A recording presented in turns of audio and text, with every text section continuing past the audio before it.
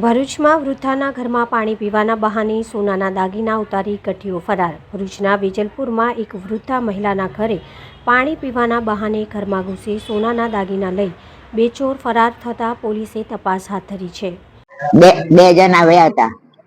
તેને પરસેવો બહુ થયો હતો, એકદમ થયો હતો. મારી પાસે પાણી માંગ્યું, મેં પાણી આપ્યું. પછી થોડો છે તે ઘરમાં આવ્યો. મેં એની પાસે મારી પાસે ધોવા માટે તેને પાણી માંગ્યું. મેં પછી શું થયું તે મને કશી ખબર નથી. થોડી વાર રહીને મને ખબર પડી કે મારા હાથમાંથી બે બગડી હતી, આશરે 3 તોલાની બગડી છે. પછી મને ખબર પડી એ ચોરી. શેનો પાવડર માંગ્યો? મોં ધોવાનો પાવડર માંગ્યો.